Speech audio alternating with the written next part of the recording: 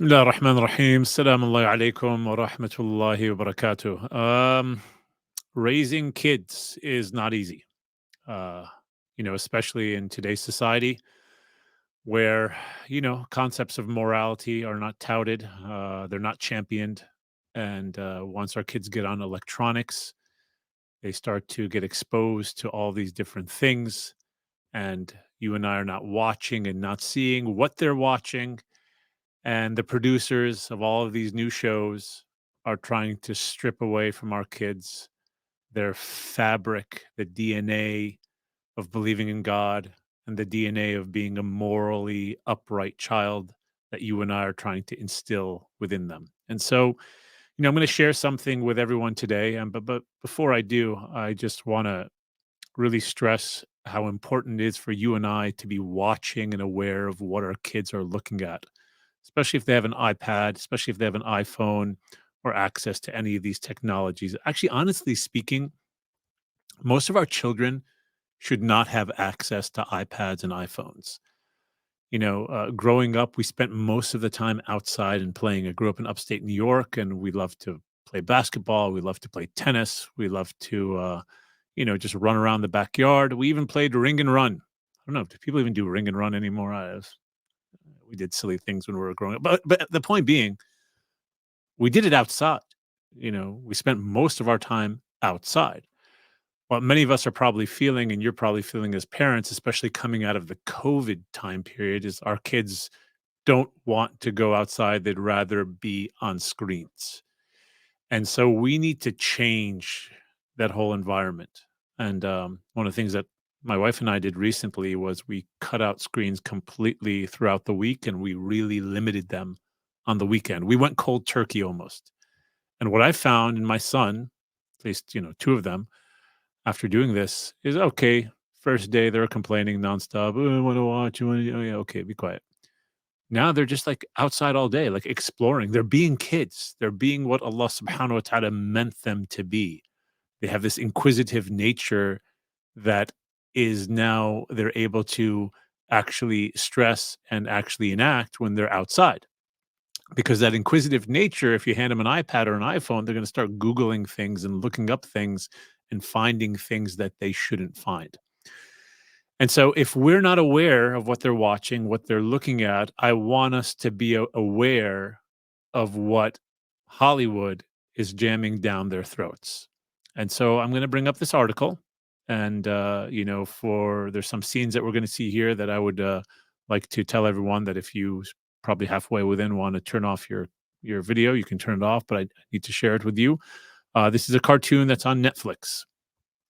Jurassic World Camp Cretaceous, LGBT romance explained. So if you scroll down, without a shadow of a doubt, the Jurassic Park franchise is one of Hollywood's most popular ones. Steven Spielberg brought about the novel of Michael Crichton's novels to life with the original Jurassic Park in 1993. I think many people from my generation, we all watched that.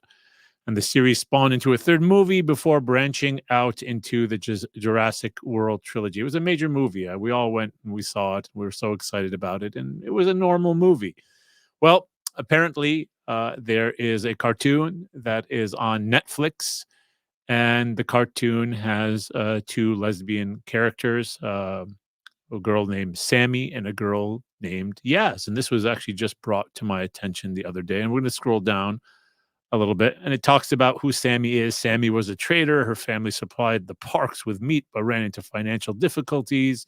And then who was Yaz, and whatever it is, the relationship between them and how they're so opposites. And then we come to this scene that was shown in this Jurassic Park cartoon. Now, before we play it, I'm going to warn everyone, if you don't want to watch it, don't watch it. You can turn it off, or if you have children around you, you can ask them to kindly exit. But as adults, we need to be aware of what our children are being exposed to, and we'll stop it before it plays the whole scene. But if we can start.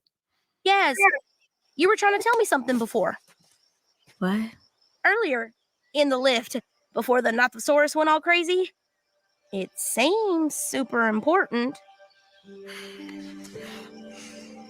It was. The truth is, Sammy, I've fallen for you. Like, hard. Real hard.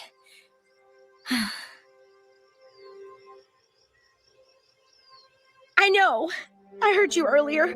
I just It's wanted to awful. hear you And then she goes on to embrace her with an on-screen kiss. So, this is Netflix. This is Jurassic Park. This is the stuff that many of us grew up watching, and now it's embedded into so many shows. And in a devilish way, they don't come right out the gate. So if you turn on the episodes one, two, three, four, and probably even season one, you're not going to see that. It's actually exposed later on as we think, okay, the show is no problem. Our kids can watch it. And then they slip these things in.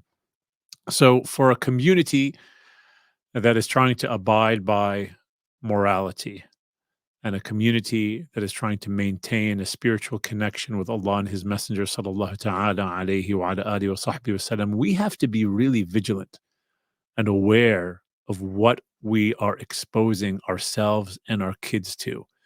Because the modern day Hollywood is attacking our children. And in particular, they're going after young girls. We're seeing this time and time over again that they're going after those 13-year-olds to 16-year-olds. They're trying to put inside them these concepts, these ideas of homosexuality that are not even inside them, but they're trying to feed it to them. And they're trying to strip it away, their natural purity. And so, if we're inviting this into our homes, we have to uninvite it. And we have to be very vigilant and very aware of what our kids are watching, what they're listening to, and who they're spending time with. And so if we handed them an iPad, if we've given them iPhones and we've given them free reign, who can we really blame other than ourselves? We need to take it back. We need to take back the authority. And so what I really want to suggest to everyone out there is get them off of iPads, get them off of iPhones. It's killing them. It's killing them spiritually. It's killing them intellectually. It's stripping away their childhood. They don't need it. And if you're going to give it to them, we give it to them in a very limited fashion with our involvement so that we can ensure we know what they're watching. And, it's only going to get worse. And so if we don't start acting now, we're going to find ourselves in a much more difficult position than we currently may be. And so we ask Allah subhanahu wa ta'ala to protect us. We ask Allah subhanahu wa ta'ala to protect the sanctity of our children, but each one of us needs to do our part. This is again Jurassic World. It's a Netflix cartoon, and this is one of many that is trying to put these thoughts and ideas into all of our kids' hearts and our minds.